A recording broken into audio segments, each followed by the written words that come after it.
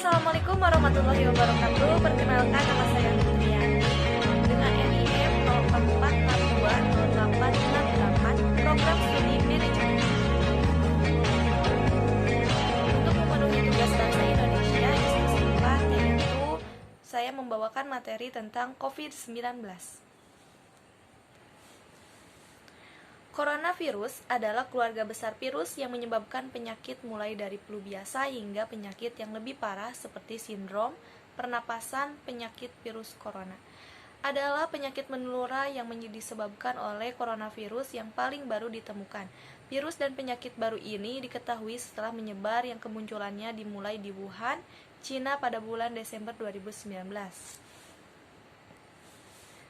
Tingkat kematian akibat COVID-19 yang pertama, menurut data yang dirilis Gugus Tugas Percepatan Penanganan COVID-19, jumlah kasus terkonfirmasi positif hingga 21 Juni 2022 adalah 6.069.255 orang dengan jumlah kematian 156,695 jiwa. Dari kedua angka ini dapat disimpulkan bahwa tingkat kematian yang disebabkan oleh COVID-19 di Indonesia adalah sekitar 2,6%.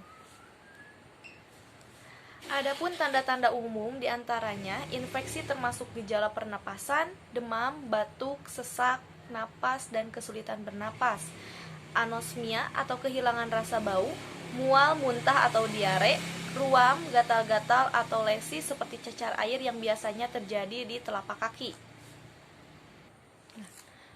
Virus corona dapat menyebar dari orang ke orang melalui tetesan kecil dari hidung atau mulut yang menyebar ketika seseorang dengan COVID-19 batuk atau buang napas. Tetesan ini mendarat pada benda dan permukaan di sekitar orang tersebut.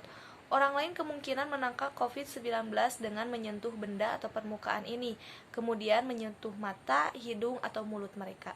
Orang-orang juga dapat menangkap COVID-19 jika mereka menghirup tetesan dari seseorang dengan COVID-19 yang batuk atau mengeluarkan tetesan.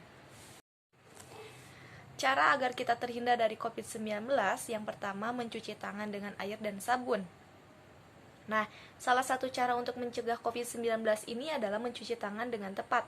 Mencuci tangan merupakan kebiasaan sehat yang terlihat sederhana tetapi ampuh mengurangi resiko penularan infeksi virus. Hal ini dikarenakan tangan manusia dipenuhi dengan berbagai macam bakteri dan virus, terutama kita berada di tempat yang ramai. Patogen yang tersebar dan menempel di tangan dan lebih beresiko menular infeksi seperti RAS COVID-2 ini. Penyakit juga bisa menular saat kita menyentuh barang yang terkena percikan cairan tubuh orang yang terkena virus. Setelah menyentuh barang tersebut, akan tanpa sadar kita menyentuh mata, hidung, mulut, dan tangan yang belum dicuci. Yang kedua, menggunakan masker. Banyak yang menggunakan masker kain untuk mencegah infeksi virus corona. Padahal masker tersebut belum tentu efektif. Secara umum ada dua tipe masker yang bisa digunakan untuk mencegah penularan virus corona, yaitu masker bedah dan masker N95. Masker bedah atau surgical mask merupakan masker sekali pakai yang umum digunakan. Masker ini mudah ditemukan, harganya terjangkau dan nyaman dipakai, sehingga banyak orang yang menggunakan masker ini saat beraktivitas sehari-hari. Cara pakai masker bedah yang benar adalah sisi berwarna pada masker harus menghadap keluar, sementara sisi dalamnya yang berwarna putih menghadap wajah dan menutupi dagu, hidung, dan mulut. Yang ketiga, menjaga daya tahan tubuh. Daya tahan tubuh yang kuat dapat mencegah kemunculannya berbagai macam penyakit.